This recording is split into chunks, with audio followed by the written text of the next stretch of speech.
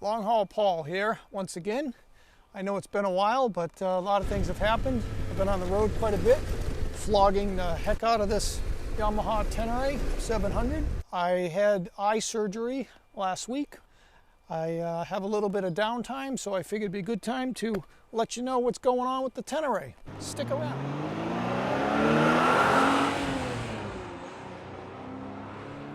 Well, welcome back. My new viewers, welcome. Please subscribe to this channel. My name is Longhaulpaul, Paul Pelland, and I am on a journey. I'm on a million-mile journey chasing the cure for multiple sclerosis. I was diagnosed with MS 15 years ago. At the time, they told me I had maybe 5, maybe 10 years that I would be in a wheelchair. Well, here I am. My goal is to ride 1,000,000 miles for MS on motorcycles while raising awareness and raising money for MS. So please subscribe to my channel, check out my Facebook, donate to one of my charities. So Yamaha stepped up and donated a Tenere 700 to my journey. In recognition of what I'm doing for charity, they decided to give me a Tenere 700, and I told them that I promised that I would beat the crap out of it. So I'm mainly a long distance rider. I pile on anywhere between 50 and 80,000 miles a year. I just spent a year and a half on the Yamaha Venture, big V-twin touring bike. I put 105,000 miles on that. When I was finished with it, raffled it off to charity and raised $25,000 for people with MS, which is really cool. And I'm sure this bike here, when I've flogged enough miles on it, will do the same thing. So I do a lot of riding. I've been on the road the past 4 months. I've got 22,000 miles on the odometer. That's miles, not kilometers. 22,000 miles all on the same bike, not on a fleet of bikes, one bike. And I have added quite a bit of accessories, as you can see. Now, most of my riding is on the road. I have done a couple of days where I was off-road. I did a day in the Tennessee mountains. I did a day on the back roads in South Dakota, in the Badlands. And just recently I was out in Utah and I did some dirt and gravel. Nothing fancy, nothing tough. The Burr Trail in Utah, a bunch of switchbacks, all on dirt roads.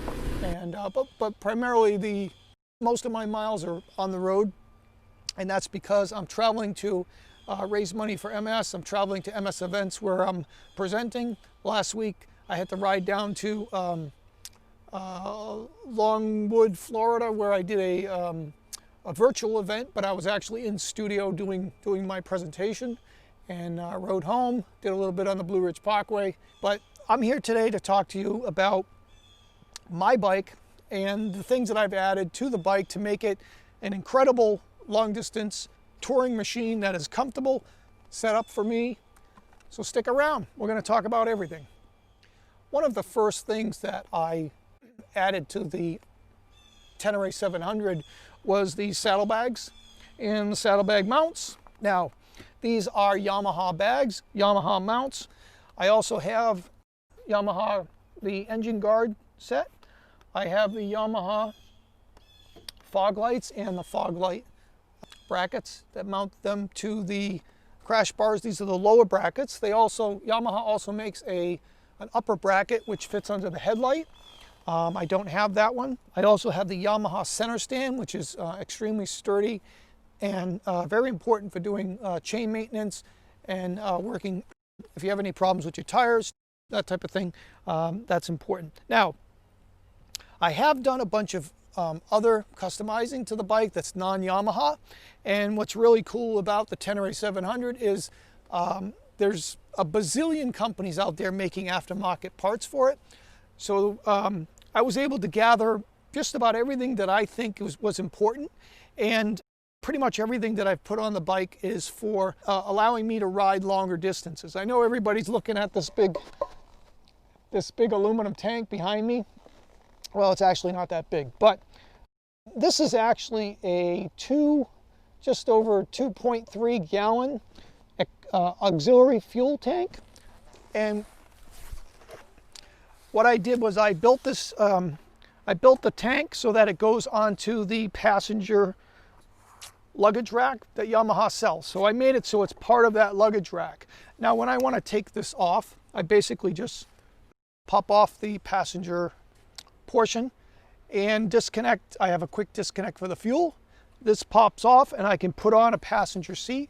My wife and I can go for a ride. It takes about maybe 3 or 4 minutes to get to take this off. Now, this tank is actually plumbed right into the bottom of the main tank. I drilled a hole. I put in a bulkhead fitting. I ran a line. So basically, when my main tank starts to go down, I flip a little lever over here. This tank then goes down and fills back up my main tank. What this does is this gives me a 6.5 gallon range on the bike. Now I'm able to go just about 300 miles to empty, or about 250 miles before I need to start thinking about looking for a gas station. It really is great. It adds a good 100 miles to my range during the day, and that can save me on a long 1,000-mile day. That can save me over an hour of time that I would waste going to gas stations. Now, again, the main tank, if you're cruising at highway speeds, fully loaded, you're going to get about 50 miles to the gallon. That's about what I see. So with a 4.2 gallon tank, you know, you're going to get 200-mile range. And it's true, I've gotten 200 miles from the main tank without running out. But on the highway, about 150 is when you're probably going to have the light come on and start looking. 150, 160. A decent range, but this way here, I'm now looking at 250, 260. It really helps a lot on those long days on the road. Next, you can see my ugly water bladder. This is basically just a 3-liter Camelback, and I've got it on a magnetic thing up here in the dash, so at any time I can just, that's water from 2 weeks ago. That holds my water. This here is a tank bag. This one is made by Nelson Rig. This is their Adventure Series bag. What I did was I made it so the straps are actually underneath this plastic covering. So when I disconnect it, I don't have a whole bunch of straps hanging down from the frame. It's all just right there. That's it. Nice and easy, quick disconnect. What I really like about this, let me get this out of the way. What I really like about this tank bag is when I get gas, I basically unclip, usually the other side, but unclip the bottom, flip it, there's my gas right there. Takes less than half a second to get the tank bag out of the way for getting gas, and not all my stuff falls out. Some of these tank bags you flip back, and if you've got this open or you're in here eating some, you know, snacks, they all fall out. So that's what I've got going on there.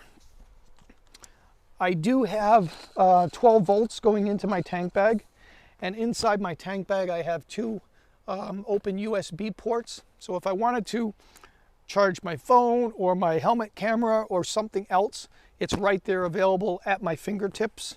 The other things I keep in here are medications I need during the day, 3 or 4 extra masks. We're all wearing masks every time we go into a gas station. I've got that in here.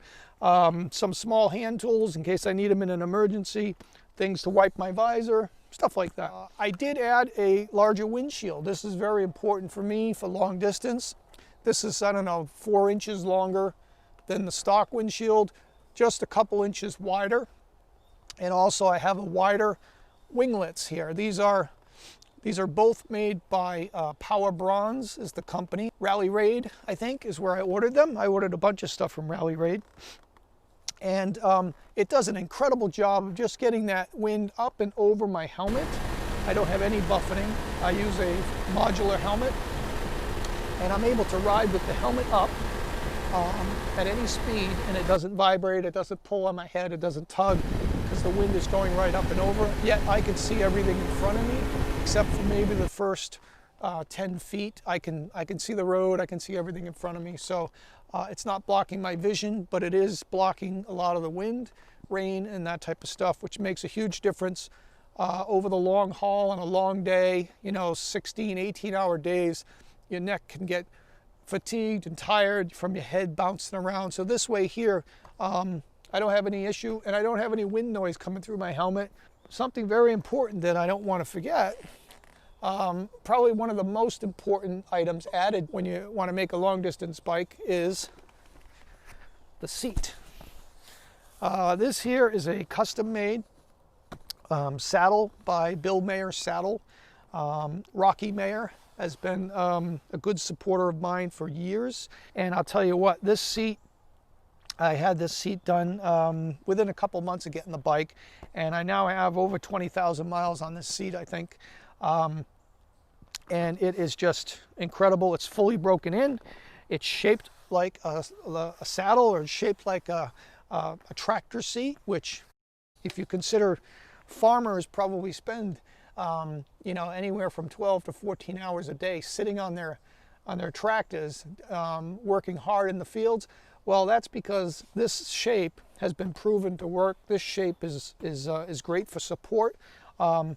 It's nice and narrow in the front, so when I need to get my feet down, I can get my feet down. I've been riding it now for almost the whole time with the stock height. And even with a 28-inch leg, I've managed, and again, it's because there's a lot of play in the suspension here, and it allows me to just barely touch the ground, but that's all I need. The bike is lightweight, it's easy to get off the side stand. I haven't dropped it. I haven't had any close calls as far as dropping it, so it's been fine for me. That's it for now. Again, please check out Longhaulpaul on Facebook, YouTube, Instagram. Please like, share, follow. My goal is to ride 1,000,000 miles for MS, and you can help by sharing my story, by subscribing to this channel, and by following me on my miles as I pile on the miles on the new Tenere 700. My goal is to put 100,000 on it. Hopefully, this year's a little tough, but maybe in 18 months, less than 2 years, I should have 100,000 miles on this bike. And I'm not very easy on my maintenance schedules and things like that. So if the bike holds up for me, well, I'm pretty sure it'll hold up for you. It's been a great bike. I'm really happy with it. I'm really excited with the way it handles. Again, I'm not in the dirt like a lot of guys. If you want to learn more about how the bike does off-road, in the dirt, in the single track, there are hundreds of videos out there of guys that are jumping bridges and using these bikes for trial bikes and taking them out on a dirt bike track and all this other stuff, arena cross. That's great. There's a ton of information out there on how to set up the bike to do that kind of stuff. Again, for me, I've got this bike. This is an adventure bike. And yes, I'm not afraid to go on gravel and dirt roads and stuff like that. But mainly I'm using this as a long distance touring bike. It's a lightweight, mid-size engine. It's fun to ride. It's easy to ride. It's smooth as silk at any speed. I have no vibrations in the mirrors at triple-digit speeds. Fully loaded up. It handles well. I've had zero issues with it. Yeah, the bike's been flawless. I've done a couple oil changes. Very, very simple stuff. I did change the air filter once. That's it. I haven't checked anything. I've done anything. 22,000 miles. Not an ounce of trouble with the bike. Well, stay tuned for more. We'll have another update soon.